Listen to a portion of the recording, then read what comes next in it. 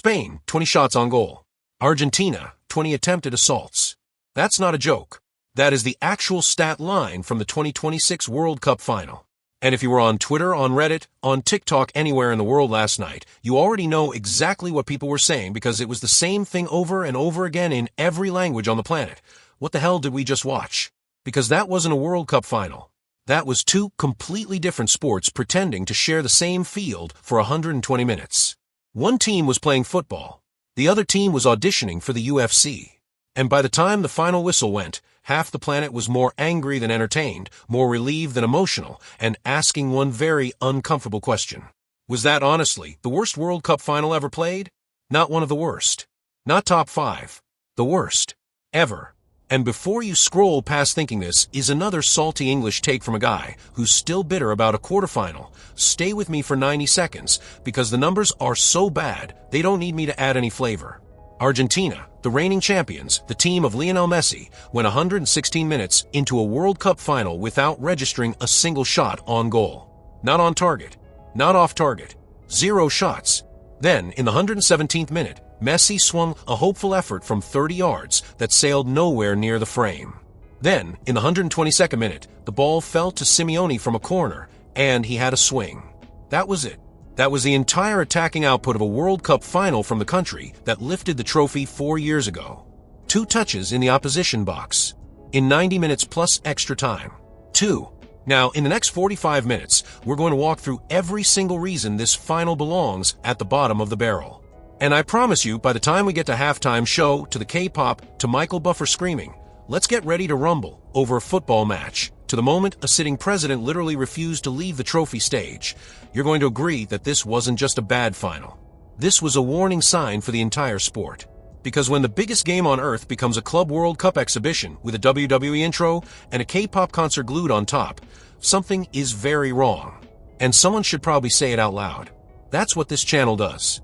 We watched every single minute of this tournament, we tracked every stat, and we've broken this final down frame by frame, so we can answer the question everyone keeps arguing about in the comments. Was Argentina embarrassing, or was Spain that good? Was the atmosphere flat because the fans were bad, or because the tickets priced them out? And most important of all, is the game itself, the World Cup final, the biggest single sporting event on the planet, being quietly turned into a product for people who don't actually watch football? Here is the pattern that's going to hold this entire video together. This wasn't one thing that went wrong. This was 6 or 7 things going wrong at exactly the same time, layered on top of each other, until the whole event collapsed into something that felt like a pre-season friendly with fireworks. And nobody in charge seems willing to admit it because Spain won because Lamine Yamal is 18 years old and everyone wants a fairy tale, and because FIFA cashed the checks and moved on. But if you actually love this sport, you don't get to move on. You have to look at what just happened, honestly, and you have to ask if this is the future. So that's the deal. 12 chapters. Every single one is going to peel back another layer of why this final was so bad. And by the end, I want you to tell me in the comments whether you agree with the tag we're about to hang on this game for good, the worst World Cup final of all time. Not top 5. Not one of the worst. The worst. Ever. Let's start where the disaster actually started. Not with the halftime show. Not with Trump. Not with the K-pop, with Argentina. Because before any of the noise around this game, the football itself had already broken. Let's do the math on what Argentina actually did in this final, because I want you to sit with these numbers for a second before we go anywhere else. 116 minutes of football before their first shot. 2 touches inside the Spanish penalty area across a full 90 minutes and extra time. 0 shots on target from open play. 0 corners won in the first half. Their expected goals number, the stat that measures the quality of the chances a team creates, closed out at 0.04. 0.04 in a World Cup final. To put that in plain English, a team with Lionel Messi, Julian Alvarez, Enzo Fernandez, and Nicolas Otamendi generated less attacking value in 120 minutes than an under-15 side generates in a warm-up drill. That is not a bad day at the office. That is a total systemic collapse. And the frightening thing is, it wasn't even that Argentina were unlucky. They didn't hit the post. They didn't force a wonder save. They didn't have a goal ruled out for offside by a toenail. There was no bad luck angle to hide behind afterwards. They simply, from a first whistle to the last, could not get out of their own half. And when you can't get out of your own half in a World Cup final, everything else you try to do, Every kick, every foul, every yellow card, every 90-minute plus meltdown starts to look like panic. Because that's exactly what it was. Now, let's talk about how Spain did that to them, because this is where the tactical reality of this final matters. Rodri sat in front of the Spanish back four for 90 minutes and effectively erased the middle third of the pitch. Every time Argentina tried to play a ball into Messi's feet between the lines, Rodri was already there, cutting the passing lane before the ball even left. Every time DePaul tried to drop deep to collect and turn, Pedri or Zubimendi was on his shoulder within a second. And every time Argentina lumped a ball forward hoping Julian Alvarez could win a header, the Spanish center-backs, Lou Normand and Cubarsi, cleaned it up like it was a training session. The stat that tells this story is called PPDA. It stands for passes per defensive action. It measures how many passes the opposition is allowed to make before you go and win the ball back. Spain finished this final with a PPDA of 6.1. 6.1. To translate that from analytics into English, it means Spain let Argentina touch the ball roughly 6 times before slamming a body into whoever had it and taking it back. 6 touches in a World Cup final against Lionel Messi. Now compare that to what Spain did to France in the semi-final. Their PPDA against France was 9.3. Meaning they were significantly more aggressive against Argentina than they were against a French team with Mbappe and Camavinga and Tchouaméni. Read that back to yourself. Spain looked at the reigning world champions, looked at Lionel Messi in what could very well be his last serious tournament match, and decided the correct response was to press them harder than they pressed France. And Argentina had no answer. None. Not tactically, not physically, not from the bench. And this is where Lionel Scaloni's night starts to look really ugly, because he watched this happen, and he did not react. The two wide players, Nicolas Gonzalez and Rodrigo de Paul, stretched out on the flanks, had no pace to attack in behind. So Spain's fullbacks, knowing there was zero threat in the channels, simply squeezed inward and turned the pitch into a 5 versus 3 in the middle. Argentina were outnumbered in every phase of build-up, every single one. And Scaloni's response to being outnumbered in the middle of the park in a World Cup final was to keep looking at his notes. You want to know when the first tactical substitution came? The 70th minute. The 70th minute of a World Cup final in which your team has had 0 shots. 70 minutes of watching Rodri strangle your midfield, and the manager who won you the last World Cup is still trusting the same 11 to figure it out. It is one of the strangest tactical showings I have ever seen from a defending champion. And I want to say that clearly because Scaloni is a genuinely good coach. The 2022 run was not a fluke, but on this specific night, he was reading a different script than the one Spain had brought to the ground. The most telling shot of the entire 90 was the camera cut sometime around the 65th minute that caught Messi walking. Not jogging, walking, head down, hands on hips, looking at the ground, because he already knew. He'd already done the math. Argentina had no way of getting up the pitch and no plan for what to do if they somehow got there. This was over long before the goal went in. And this total collapse of the reigning champions is only the first layer of why this final was so bad. Because when the football itself dies this early, everything else that goes wrong around it starts to feel a lot louder. Which brings us to what Argentina decided to do instead of playing football. If Argentina didn't play football, we need to be honest about what they did play instead. Because it wasn't nothing. They were extremely busy for 90 minutes. They just weren't playing the sport that was written on the ticket. Argentina committed 28 fouls in this final. 28. That is not a typo. The tournament average for a knockout game at this World Cup was 14. Argentina doubled it in the final, in front of a global audience, wearing the shirt of the reigning champions. And the referee, for reasons we'll get to, decided that most of it was fine. The single foul that told the entire story of Argentina's night arrived in the 10th minute. Nicolas Tagliafico on Lamine Yamal, both feet off the ground, studs to the back of the calf. Both arms wrapped around Yamal's torso, like the kid had just fallen out of a burning building, and Tagliafico was carrying him to safety. In any other match in this tournament, that is a yellow card at absolute minimum, and there is a serious argument that it was a red. In this match, it wasn't even a foul. The referee waved play on, and that one non-decision, 10 minutes in, set the tone for the next 110. Argentina realized they could do basically whatever they wanted, and they took the invitation.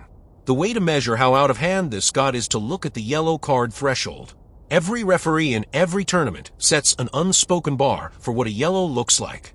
In this final, that bar for Argentina was set at a level no other team in the World Cup got to enjoy. There were at least 4 separate incidents in the first half: a scissoring challenge on Pedri near the corner flag, a 2-footed lunge on Fabian Ruiz in the middle, a shirt pull on Yamal in the box, and an off-the-ball elbow into Zubimendi's ribs that in the group stage would have been yellow, yellow, penalty, and yellow, and yellow. In this final, they were nothing, nothing, nothing, and a talking to. By the time an Argentine player finally did pick up a yellow card, Rodrigo de Paul, on 32 minutes, for a genuinely dangerous slide from behind on Pedri, the entire stadium and the entire watching world reacted like it was a moon landing. Because after 12 fouls, 6 of which should have been booked, one of them was. And that reaction, that little sarcastic ripple of applause, was the moment everyone realized something was very off about the officiating in this game. Now, I want to say this carefully because I know a lot of Argentine fans watch this channel, and I don't want anyone to think this is a hate video. It isn't. Argentina, as a footballing culture, is passionate, aggressive, and physical, and honestly, modern football needs more of that, not less. The sport has been sanitized to death. VAR has strangled it. Referees hand out yellows for celebrating too loudly. The tackle is a dying art. So when a South American team turns up to a European tournament and reminds everyone that football used to be a contact sport, most of us actually enjoy it. We do. But there is a line. There is a line where competitive edge stops being edge and starts being cynicism, where a slide tackle stops being physical and starts being an attempt to hurt someone, where a shirt pull becomes a headlock, where a shoulder barge becomes an elbow to the throat. Argentina crossed that line so many times in this final that by the 70th minute, the internet had stopped talking about the football entirely. Every single clip going viral was of a foul. Every single one. Not a goal. Not a skill move. Not a save. A foul. And here is the moment I want you to sit with. If you can get to the point on the biggest stage in world football where you have Lionel Messi in your team and neutral fans in every country on earth are actively rooting against you, you have done something extraordinary. That takes work. That takes a full 90 minutes of behavior that goes beyond passion and lands squarely in the please, someone stop them category. And Argentina did that. On the biggest night of the 4-year cycle. In front of every camera in the world. Quick pause, because if this deep dive is landing for you and you want more breakdowns like this one, hit the like button. It genuinely actually helps the channel get shown to more fans who want the honest read on the tournament instead of the hot take. Takes half a second. Right. Now, let's talk about the 2 players in that Argentina shirt whose behavior in this final was, frankly, a scandal on its own. Because if the team as a whole was aggressive, these 2 took it somewhere else entirely. Let's talk about Enzo Fernandez first, because Enzo is a case study in the kind of player who is genuinely, weirdly, more valuable when he's playing badly than when he's playing well. Enzo is what football people politely call a menace. What we're actually saying when we use that word is that this is a footballer who, if he was English or Spanish or Brazilian, half of you would be calling him a legend, and the other half would be calling him a criminal. Because his edge, the thing that makes him effective, is the exact same thing that gets him booked, and there is no way to separate the two. You get both, or you get neither. In this final, he got both, and then some. Enzo picked up his first yellow card in the 22nd minute for a tactical foul on Pedri. Cynical, deliberate, hand across the chest. Standard midfielder stuff. Fine. Understandable. Every midfielder in the world does that once a game and takes the yellow as the cost of doing business. What is not understandable is what he did in the 58th minute. On a yellow card in a World Cup final, with the game still 0-0, Enzo Fernandez slid, both feet, studs up, over the top of the ball, into Fabian Ruiz's standing leg. 15 yards from a halfway line. No advantage. No danger. No reason for the challenge to exist except pure temper. The second yellow came out. Enzo walked. Argentina played the last 30-plus minutes and all of extra time a man down. And here's the part that will drive you slightly insane if you're an Argentina fan. After the game, the Argentine coaching staff spent more time complaining about the second yellow than they did explaining why their team had 0 shots. That is a mindset. That is a whole approach to the sport summed up in one press conference. It's not our fault we lost. It's the referee's fault we lost. And it's exhausting because the last World Cup in Qatar, Argentina genuinely were the better team in that final and deserved that trophy. This time they were not. This time they were beaten by every possible measure, and the response from the bench was to blame the officials. Now Leandro Paredes. This is where I actually get a little bit angry, because Paredes' performance in this final was not football. It wasn't even the aggressive edge we were talking about earlier. It was a series of small, deliberate, calculated attempts to injure people, and I want to walk through them one at a time so you could decide for yourself whether I'm being unfair. Incident number 1, 24th minute. Ball in the air, aerial duel with Alvaro Morata. Paredes, standing behind Morata, waits until Morata jumps, then bends forward at the waist. That is not an accident. That is not getting his body across. That is a specific coached, cynical move designed to make the opposing player land awkwardly at speed. Morata came down on Paredes' back at an angle no ankle is built for. He walked it off, but he was limping for the next 10 minutes. Slow-motion replay showed Paredes glance over his shoulder to check where Morata was before he crouched. That is intent. That is not a football foul. Incident number 2, 41st minute. Same trick, this time on Dani Olmo. Same crouch. Same shoulder check first. Olmo went over Paredes' back and landed on his shoulder, and if he'd been half a foot to the right, that's a broken collarbone in a World Cup final. The referee saw it, spoke to Paredes, and gave him nothing. Nothing.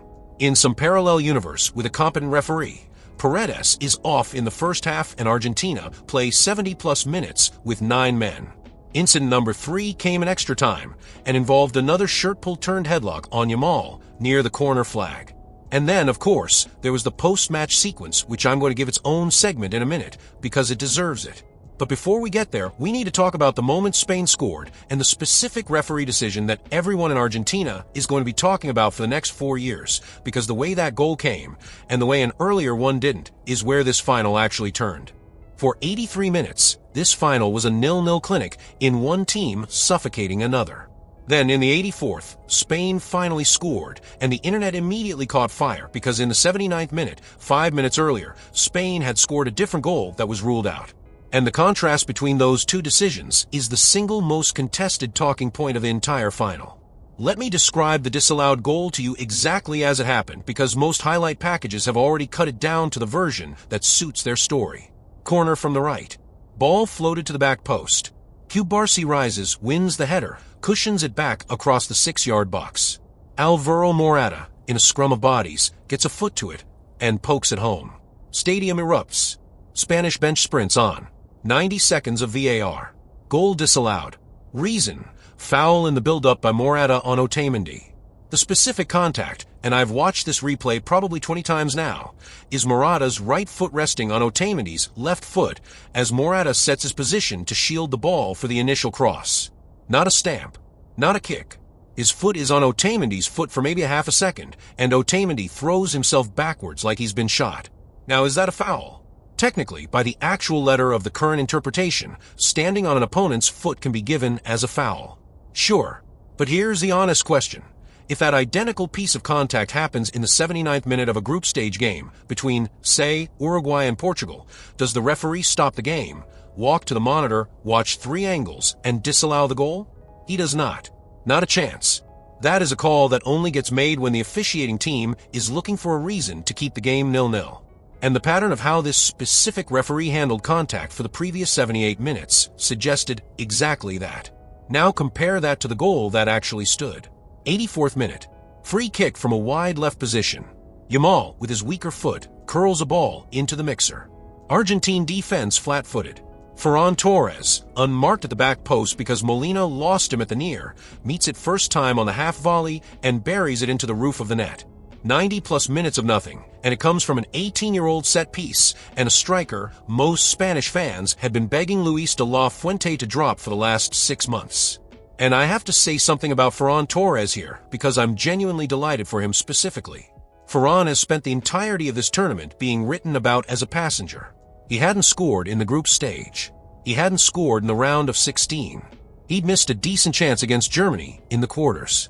He is on his day exactly the kind of forward who splits the room. You either think he's a top-level number 9 who's misused at his club, or you think he's a Joao Felix of the Spanish national team, all vibes and no output.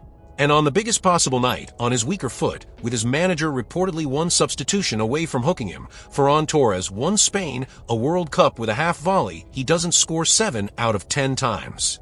Fairy tale stuff. And a genuine reminder that football will do that to a player exactly when he needs it. Now back to the referee call. Is it soft? Yes.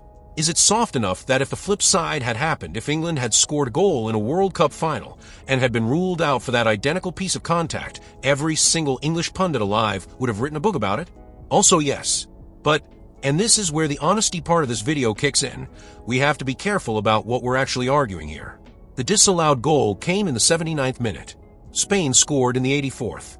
Even if we handed Spain that first goal, Spain still deserved to win this game by every measure that isn't the scoreboard. So the disallowed goal is a scandal in isolation, but it isn't the reason Argentina lost. Argentina lost because Argentina didn't play football. Full stop. If you're keeping score at home, that's the first, let's be fair moment of this video, and it will not be the last because we've got a much bigger honesty moment coming when we talk about the halftime show. Because as much as I want to trash it, and I do, and I will, there's one part of the whole spectacle that I actually think worked, and I'm going to be honest about that too. But first, we need to leave the football itself behind and start talking about everything wrapped around it. Because the game on the pitch was only about half of what made this final feel so wrong. Here is the thing that nobody in the FIFA marketing department wants to admit out loud, but every single person who watched this final knows in their bones. This did not feel like a World Cup final. It felt like a pre-season exhibition. It felt like the Club World Cup final that Chelsea and PSG played in New Jersey last summer. It felt like a friendly. And the reason it felt like a friendly is because a lot of the elements that make a World Cup final feel like a World Cup final were simply not present in the stadium. Let me define what I mean by atmosphere, because this word gets thrown around a lot without anyone actually defining it. Atmosphere at a football match is not the volume of noise, is not the number of flags, is the emotional stakes of the people in the seats. It is whether the people in the stadium care at the level of physical illness, whether their team wins or loses. When Argentina played the Netherlands and Qatar in the 2022 quarterfinal, the atmosphere in that stadium was so intense you could feel it through your television because the people in the seats had traveled from Buenos Aires or Rotterdam and had spent money they didn't have to get there and were emotionally destroyed by the possibility of losing. That is atmosphere. The atmosphere for the 2026 final was not that. It was polite. It was neutral. It was at times actually kind of quiet during passages of open play. And it was quiet not because the fans in the stadium were bad fans, but because a huge percentage of the people in the seats had not traveled from Spain or from Argentina. They had bought tickets on the resale market for prices that started at, and this is a conservative estimate, $1,000 per seat for the cheapest categories, and stretched to something like $15,000 for the good ones. Corporate hospitality packages went for more. And when you set a price floor like that on a World Cup final, you make a specific decision about who is in the room. You are choosing a tourist over a traveling fan every single time. And I want to be clear about something. I do not blame the individual people who were in the stadium. If you were in that building last night, you had almost certainly saved for years, you had made the trip of a lifetime, and you were absolutely there to be part of the moment. That is a beautiful thing, and I don't want to slag off the fans in the seats. But collectively, as a crowd, the mix of people who could afford those tickets produced a specific kind of atmosphere, muted, camera-conscious, split roughly evenly between neutrals and half-and-halves, that felt exactly like the atmosphere of a Chelsea versus PSG Club World Cup final in New Jersey. And that comparison is not a coincidence. That is the same product, sold to the same audience at the same price point. Compare that to the Argentina versus Australia round of 16 match earlier in the tournament, which was in Miami, and had a ticket floor closer to $300. That game was a bloodbath of noise. Full end of Argentine drums. Songs the entire 90 minutes. Genuine, wounded, teeth-clenching passion in the seats. Because the price point led in the actual football fans. When you price the same audience out of the final and replace them with the corporate hospitality tier, you change the fundamental character of the event. And that is a FIFA decision. That is a choice they made. And the atmosphere in the stadium was the cost of that choice. And this is the point in the video where I have to ask you to hit subscribe if you haven't already, because this is going to be the theme of pretty much every big fixture from here on out. The tension between the football fan and the ticket price, between the sport and the product, between the event and the atmosphere. And I'm going to be tracking it match by match through next season. So subscribe, and next time this fight breaks out in public, you'll already have the pattern. Right, because if the atmosphere in the stands was Club World Cup, wait until you see what they did between the sticks. The single most surreal moment of the pre-match ceremony, and there was a lot of competition, was when Michael Buffer walked out onto the center circle of a World Cup final and in front of a global audience of 1 billion people, screamed, "Let's get ready to rumble." I want you to sit with that for a second. Michael Buffer, the guy from professional wrestling and championship boxing, the guy whose entire cultural footprint is, let's get ready to rumble, was hired by FIFA to announce a football match between Spain and Argentina. Then his brother, Bruce Buffer, the UFC guy, the It's Time guy, walked out and did his announcement of the starting 11s with the full theatrical crescendo he uses for a Conor McGregor title fight. Rolling R's, voice cracking, full drama. He announced the Spain center-back pairing like they were about to walk into an octagon and choke each other out. I watched this live, and I want to be honest with you, I actually had to put my phone down and sit on the floor for about 30 seconds because I couldn't process what I was seeing. And I say this as someone who genuinely enjoys the UFC. That was not the sport. That was the wrong sport. Utterly, hilariously the wrong sport. And it wasn't just the Buffers. Here is the full inventory of the pre-match ceremony as best I can reconstruct it. There was a FIFA anthem, an actual song apparently written specifically for FIFA, which I had never heard before in my life, and I have been watching international football for 20+ years. There was Robbie Williams performing a shortened version of Angels, while children in matching outfits waved flags around him. There was the introduction of what looked like every single active FIFA council member, who each got their own individual walkout and camera cut. There was a spoken word segment about football and unity read by a voice actor I did not recognize over swelling orchestral strings. There was a coin toss ceremony that took a full 5 minutes because it involved 3 legends of the game and a tiny golden coin on a tiny golden platform. And then, and only then, did the actual football begin. The message being sent, whether FIFA intended it or not, was very clear. The football is one part of a bigger production. The ceremony is not there to warm up the football. The football is there to justify the ceremony. And then, throughout the game itself, we had the celebrity cutaway machine, which is the specific American broadcast tradition of every 20 seconds panning to a famous person sitting in a private box and eating chicken tenders. I have no problem with famous people watching football. I have no problem with a broadcast showing you the president of the host nation, or Messi's family, or a former winner of the World Cup. Those cutaways serve the story. But we got cutaways to a genuinely bizarre carousel of American celebrities who have, as far as I can tell, no connection to football, to Spain, to Argentina, or to the sport in general.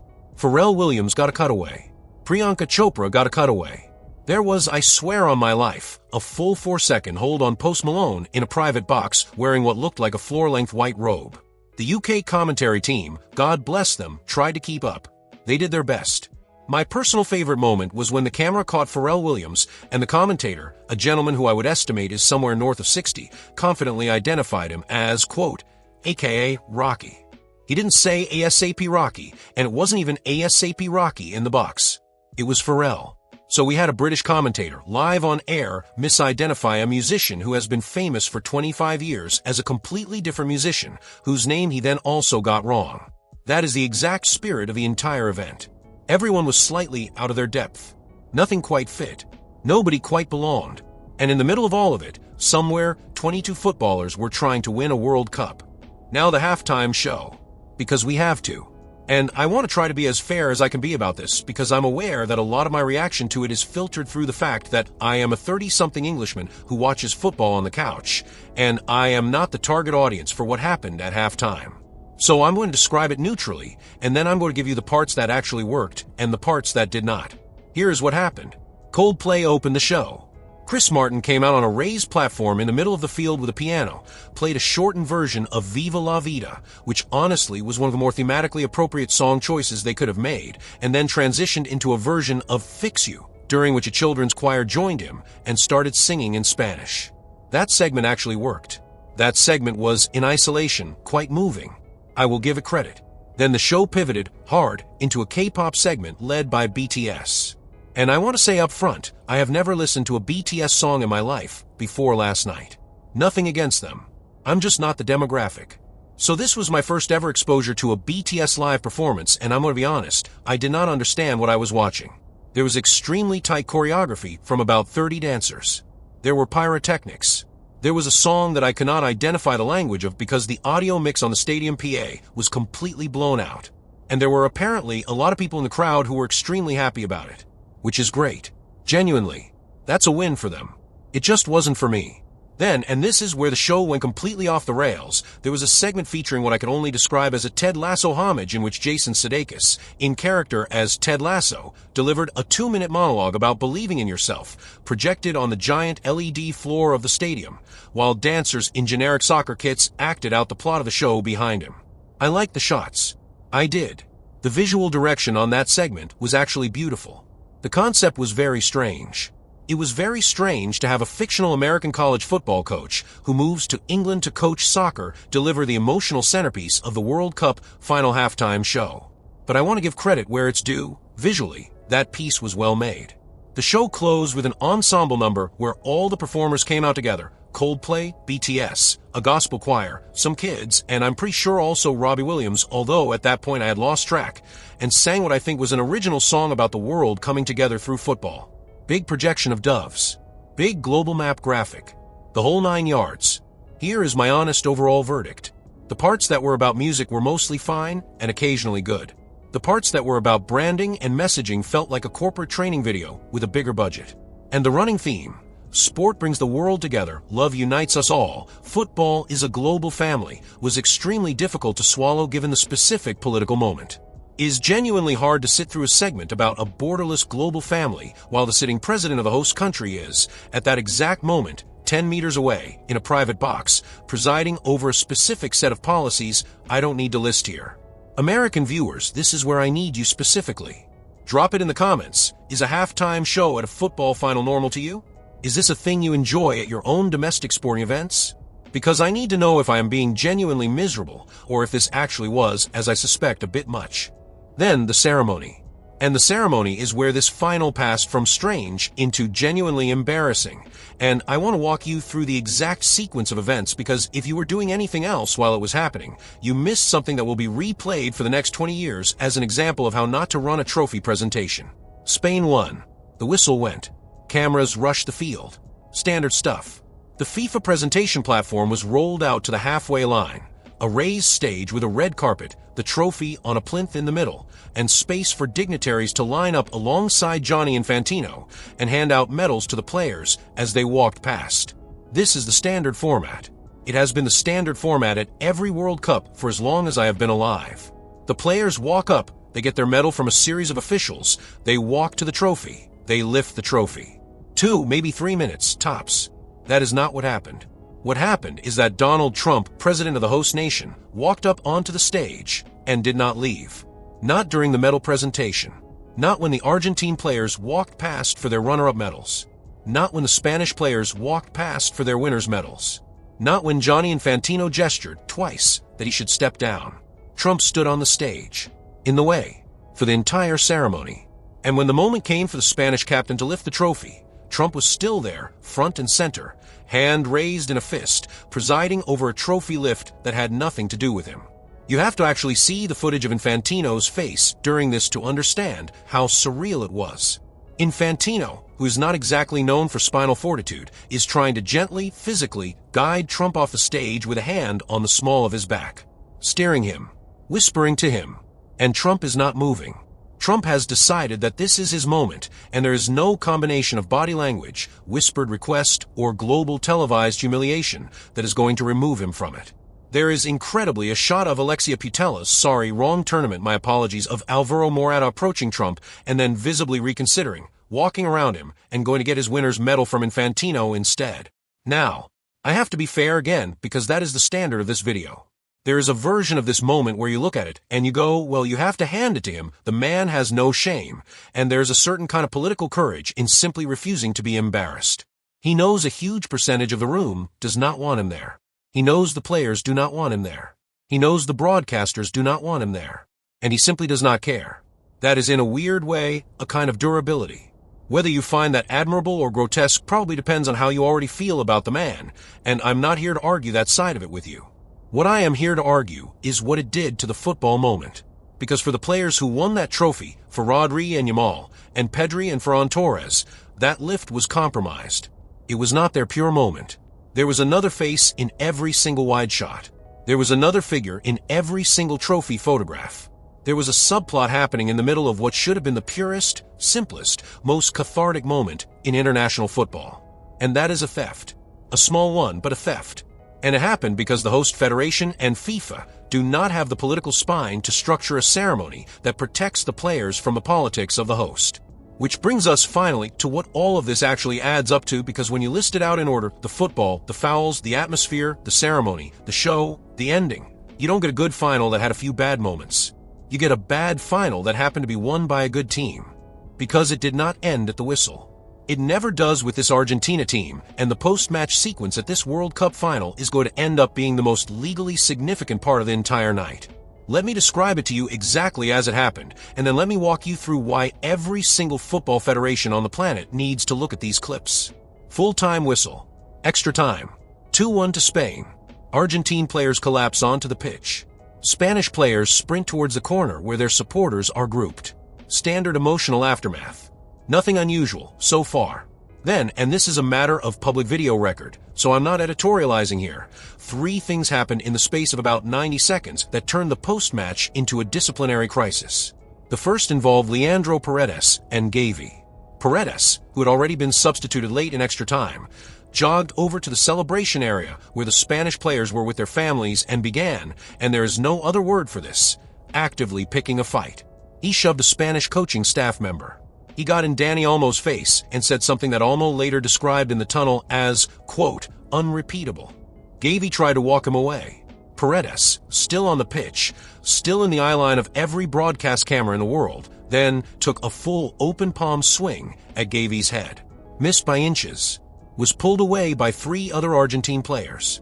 The second involved an Argentine coaching staff member, not one of the marquee names, not Scaloni, but a bench assistant whose identity is currently being confirmed by the Spanish Federation, who walked up to Dani Olmo during the trophy presentation crowd and punched him in the face. Cleanly. In the face. This is on camera. Multiple angles exist. The FIFA Disciplinary Committee has already, as of the time I'm recording this, opened a case. The third was an incident I have not seen properly covered anywhere yet, but which I want to flag. Nicolas Otamendi, in the tunnel on the way to the changing rooms, appeared to headbutt a Spanish physio. The clip is grainy, taken from a corridor camera, and the identity of the physio has not been confirmed, but Otamendi is on it, the contact is visible, and the physio goes down.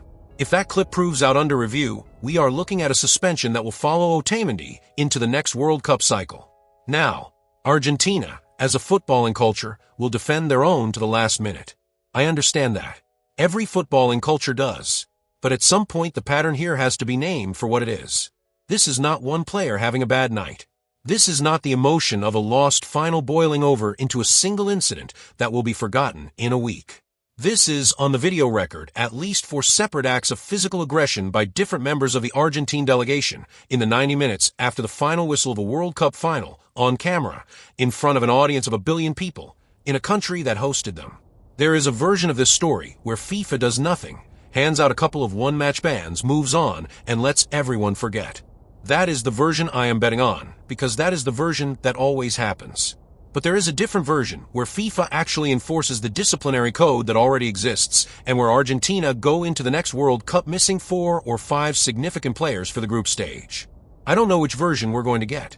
What I know is that if it had been a European nation behaving this way on the pitch of the biggest game in the sport in front of the world, we would already be having a very different conversation about it, and it would not be a subtle one.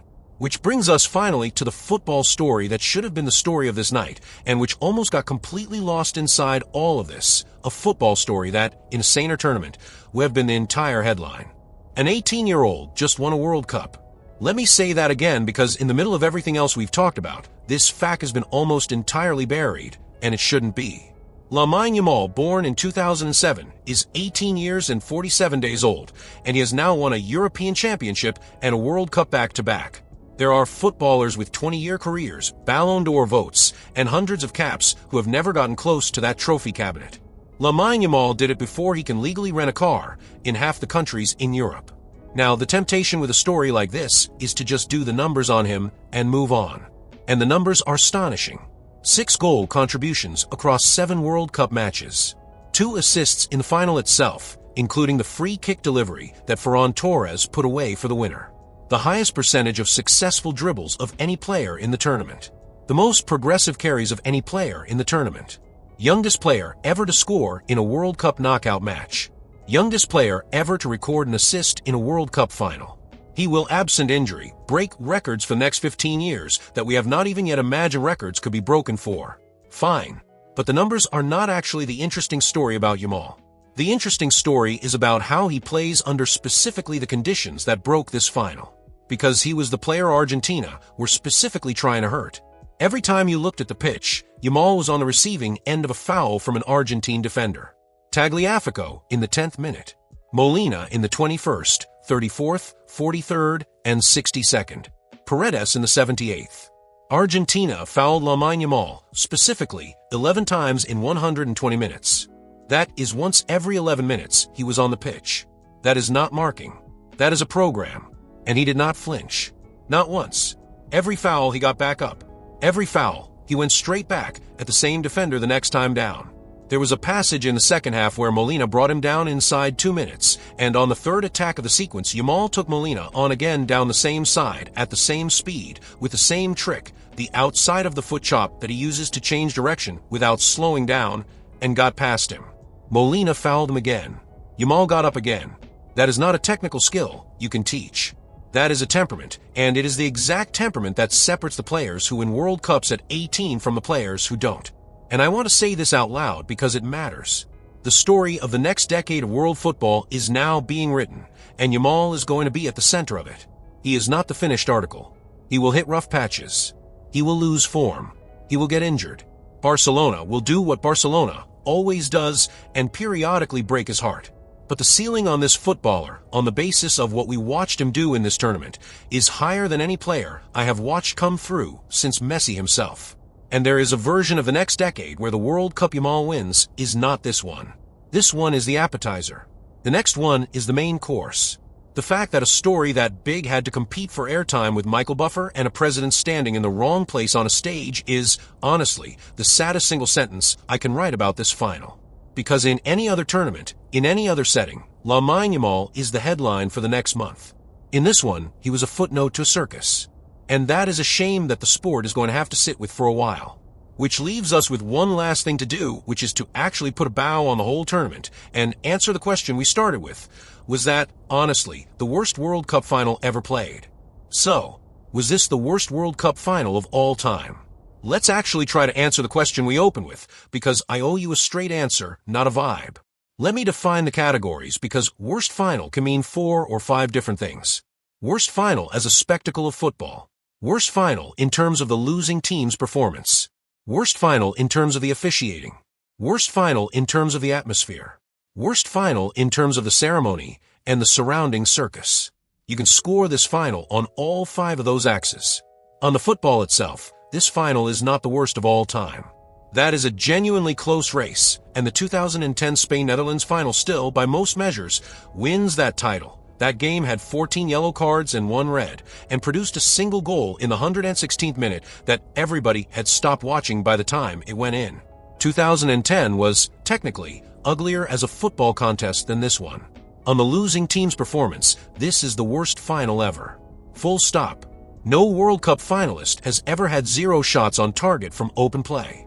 No World Cup finalist has ever had 2 touches in the opposition box in 120 minutes. No reigning champion has ever gone out this quietly with this much talent on the pitch. Argentina's showing in this final is, statistically, the worst attacking performance by a finalist in the entire history of the tournament. That is a real record, and it will stand for a long time. On the officiating, this final is the softest final of the modern era. The disallowed Spain goal, the failure to book Argentina for the first 4 bookable offenses, the failure to send Paredes off for a pattern of cynical fouls, these will be teaching cases at referee academies for the next decade, and not in a good way. On the atmosphere, this is the flattest final since 2002 in Japan, which had a similar problem, a stadium full of neutrals and tourists rather than traveling fans. The $1,000 ticket floor is why. On the ceremony and the circus, this is, and I say this with total confidence, the worst final of all time. There is no other final in the history of the World Cup where the halftime show, the ceremony, the celebrity cutaways, the political grandstanding, and the WWE-style ring announcer introductions combine to overshadow the actual football. That is a brand new record that only this final holds, and it will hold it until FIFA repeats the trick in 4 years' time, which, based on the direction of travel, They absolutely will. Add it all up, and my honest verdict is this. This was not the worst World Cup final ever played, but it was the worst World Cup final ever staged. And the difference between those two sentences is exactly the thing that people who love this sport need to be worried about. Because football has survived boring finals before. It has survived 1-0 grinds and disallowed goals and dodgy referees for 100 years. What it has not been asked to survive until now is being turned into halftime content between K-pop segments in front of a room of corporate hospitality tickets. That is a new problem. And unless a lot of people push back on it loudly, is only going to get worse from here. So, that is where I'm landing. You may disagree. You probably will disagree on at least one point. And I want to hear it because this is the kind of conversation the sport actually needs to have out loud right now. Here is what I need from you before you close this video. Hit the like button. If you made it this far, you clearly care about this stuff. And the like genuinely helps get this video in front of other fans who care too. Subscribe, ring the bell, because the next month of this channel is going to be a full autopsy of this World Cup and everything that led into it. And you're going to want the notifications. And then, in the comments, 3 specific questions. Please answer any or all of them, and be specific. 1. Was the disallowed Spain goal a fair call, or was it the softest final decision in living memory? 2. Should FIFA hand out multi-match bans to Argentina's post-match aggressors, or will they, as usual, do nothing? And 3. Where does this final actually rank for you, honestly, against the finals you watched in your lifetime? Bottom of the barrel? Middle? Or am I being miserable and you actually enjoyed it? Tell me. Be specific. Name the moment. I will read every one of them and pin the best ones to the top. I'm out. See you in the next one.